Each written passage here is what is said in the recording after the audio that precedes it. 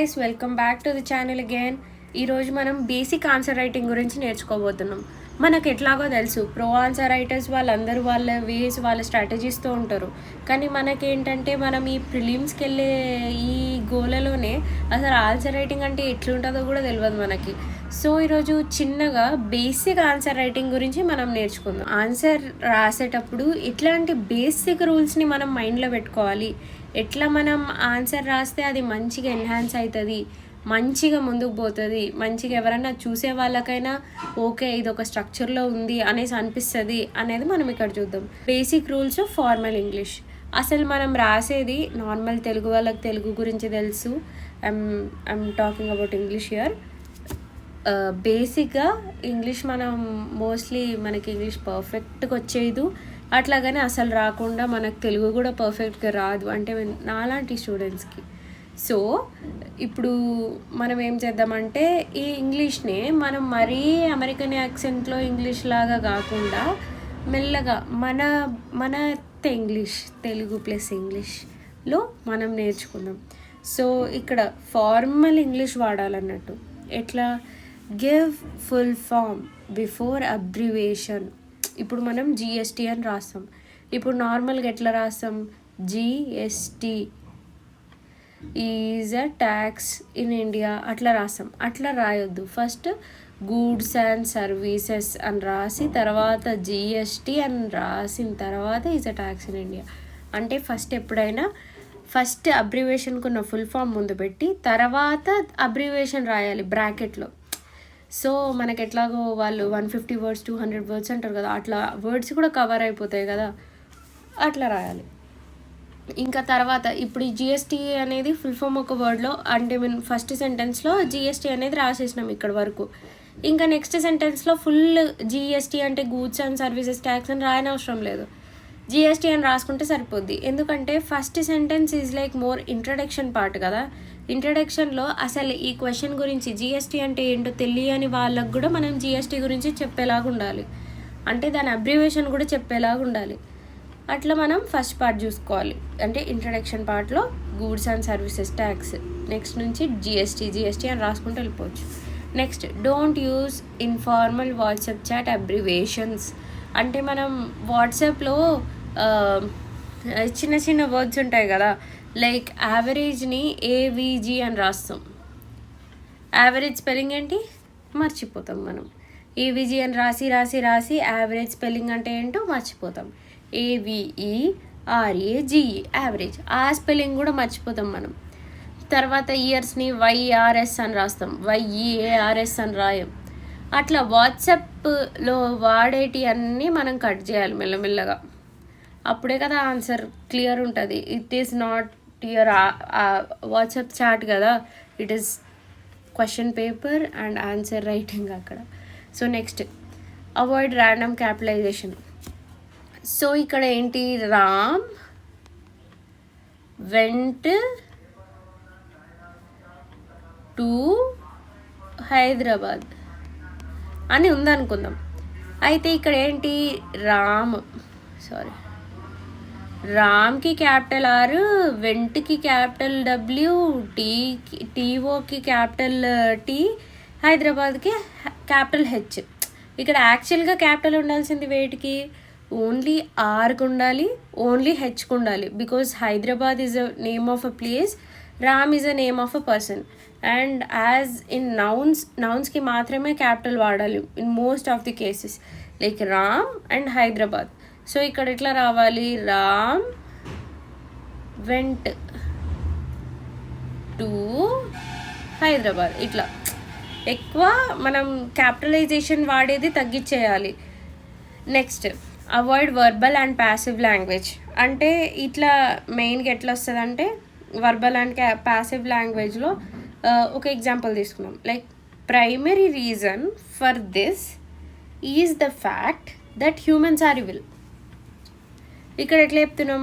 Primary reason, మళ్ళీ వినండి, primary reason for this is the fact that humans are evils. మనం దీన్ని ఎట్లా చెప్పొచ్చు? Primary reason is humans are evils ఇట్లా చెప్పొచ్చు కదా. దానికి ఎలాబరేట్ చేసి కట్ టు కట్ పాయింట్ లేకుండా సోది కొట్టొద్దు అని దీని అర్థం. Next, subject and verb agreement. ఇప్పుడు ఎప్పుడైనా సరే మనకి బేసిక్ గ్రామర్ మాట్లాడేటప్పుడు లేకపోయినా రాసేటప్పుడు కంపల్సరీ ఉండాలి. ఎందుకంటే ఎవాల్యూట్ చేసే వాళ్ళకి మీ పేపర్ నచ్చితేనే కదా వాళ్ళు మార్కులు వేసేది. సో ఇక్కడ మనకి బేసిక్గా సబ్జెక్ట్ వర్బ్ అగ్రిమెంట్ ఎట్లా చూడాలంటే none of the factors are relevant అని చెప్పొచ్చు. None of the factors are relevant. ఇక్కడ నన్ ఆఫ్ ది అంటే ఒక్కదాన్నే, అంటే ఇందులో ఏ ఒక్కటి కరెక్ట్ కాదు అని చెప్పొచ్చు.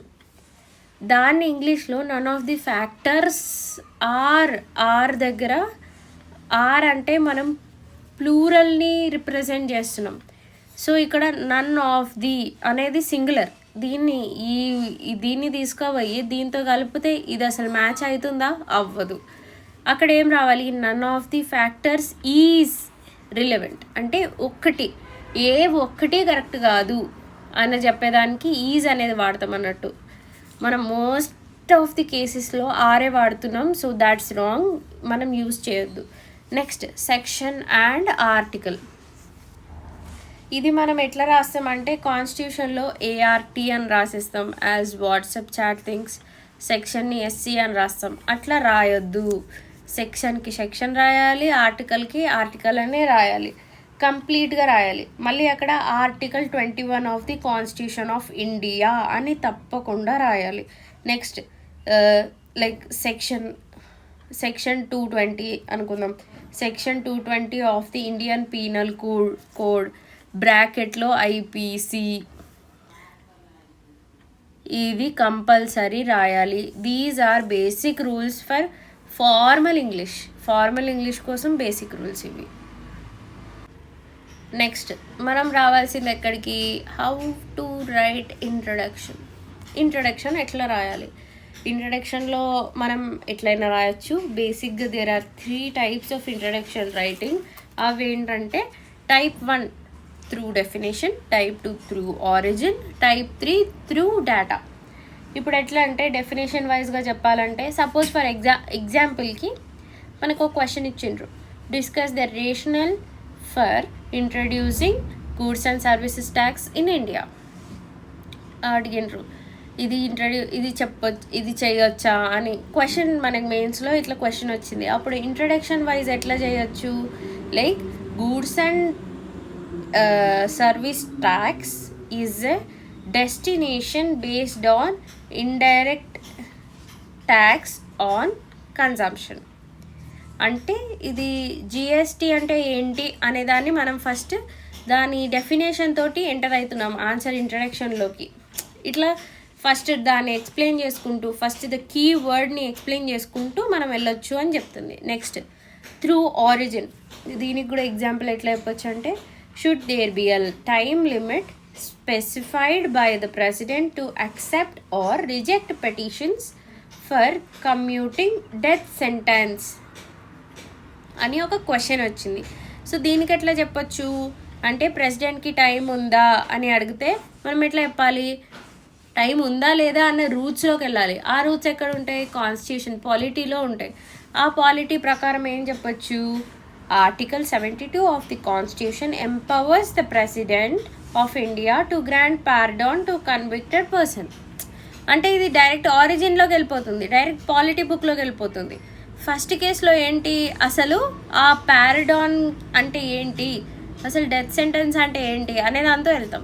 సెకండ్ దాంట్లో అసలు డెత్ సెంటెన్స్ ప్రెసిడెంట్కి ఆ రూల్ ఎవరు ఇచ్చిండ్రు అనే దాని దగ్గరికి వెళ్తాం. అండ్ థర్డ్ సెంటెన్స్ దగ్గరికి వస్తే త్రూ డేటా అనేసి చెప్తున్నాం. అది ఎట్లా? ఇప్పుడు question critically examine whether growing population is the cause of poverty in India or vice versa. అంటే ఈ పాపులేషన్ పెరగడం అనేది పావర్టీకి ఇది దారి తీస్తుందా, లేకపోతే పావర్టీ దారి తీయడం వల్ల పాపులేషన్ పెరుగుతుందా, అది వైస్ వర్సా క్వశ్చన్స్ ఉంటాయి. సో దానికి ఎట్లా చెప్పొచ్చు అంటే ఇక్కడ డాటా నుంచి తీయచ్చు.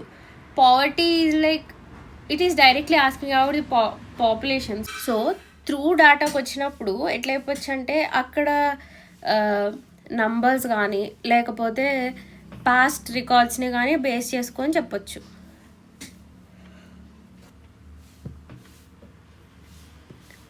Next body of the answer. ఈ బాడీ ఆఫ్ ది ఆన్సర్ని ఎట్లా చెప్పచ్చు? ఇప్పుడు మనది ఇంట్రడక్షన్ అయిపోయింది, అసలు ఇంగ్లీష్ ఎట్లా వాడాలనేది తెలుసుకున్నాం. నెక్స్ట్ ఇప్పుడు ఫస్ట్ ఇంట్రొడక్షన్ ఉంటుంది, తర్వాత బాడీ ఉంటుంది, తర్వాత కంక్లూజన్ ఉంటుంది. సో ఫస్ట్ పార్ట్ అయిపోయింది. సో సెకండ్ పార్ట్కి వద్దాం. సెకండ్ పార్ట్కి వచ్చేసరికి ఫస్ట్ ఇక్కడ కూడా మనం 4 టైప్స్ ఇచ్చున్నాం. ఇంట్రడక్షన్ ఎట్లా, బాడీ ఆఫ్ ది ఆన్సర్ ఎట్లా ఉండాలనేది.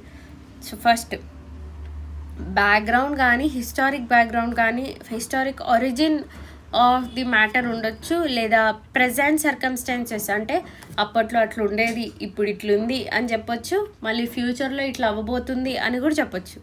అంటే మనం మూడింటిని వాడి ఆన్సర్ చెప్పొచ్చు. Next nature of the problem, action taken, further reforms, ఇట్లా అంటే స్టెప్ బై స్టెప్ అన్నాడు. దీని తర్వాత ఇది, దీని తర్వాత ఇది. Next positive and pro arguments, ఇట్లా దీంతో స్టార్ట్ చేసి తర్వాత నెగిటివ్ అండ్ యాంటీ ఆర్గ్యుమెంట్స్తో కూడా ఉండొచ్చు. నెక్స్ట్ ఇదంతా కాదు అనుకుని కొన్ని క్వశ్చన్స్ ఉంటాయి, కొన్ని సర్కమ్స్టాన్సెస్లో డైరెక్ట్ బుల్లెట్ పాయింట్స్ ఇచ్చేసి లిస్ట్ ఆఫ్ ఐటమ్స్ ఇచ్చేయచ్చు. So this is your body of the answer. Body అనేది ఇట్లా రాయొచ్చు. నెక్స్ట్ కంక్లూజన్కి వద్దాం. Conclusions are of 2 types. మన క్వశ్చన్ ఎప్పుడైనా అడిగినప్పుడు ఎలాంటి కీవర్డ్కి ఎలాంటి కంక్లూజన్ రాయాలి అనేది చూద్దాం ఇప్పుడు. So here comes this summary type question. Summary type క్వశ్చన్లో చూద్దాం. When the question keyword is discuss, describe, narrate, elaborate, elucidate, substantiate, enumerate, outline, compare or contrast, distinguish, ఇట్లాంటివి వచ్చినప్పుడు సమ్మరీ టైప్ ఉండాలి. అంటే ఇప్పుడు దాకా చెప్పిన దానికి సమ్మరీ అన్నట్టు. ఇప్పుడు దాకా ఇట్లుంది, దీని అంతటికి ఒక లాస్ట్కి సమ్మరీ ఇస్తాం కదా షార్ట్గా, అట్లాగా. నెక్స్ట్ ఫైండింగ్ టైప్ కంక్లూజన్, అంటే ముందు ఎలాంటివి తీసుకోవాలి జాగ్రత్తలు, ఎట్లా చేయాలి, లేకపోతే దీనికి ఇంకా ఇట్లా చేయొచ్చు అనే దానికి. అది ఎట్లా అంటే ఎట్లాంటి కీవర్డ్స్ కంటే when the question keyword is justify, reason, explain, discuss, critically, comment, examine, evaluate, analyse, critically analyse, ఇట్లాంటి కీవర్డ్స్కి మనం ఫైండింగ్ టైప్ కంక్లూషన్ ఇవ్వచ్చు. So this is your basic answer writing. మీరు ఇంకా ఆన్సర్ రైటింగ్లో ప్రో లాగా వెళ్ళిపోవచ్చు, but these are the basic rules that everyone must follow, so that you will get a good answer writing and good marks in the answer writing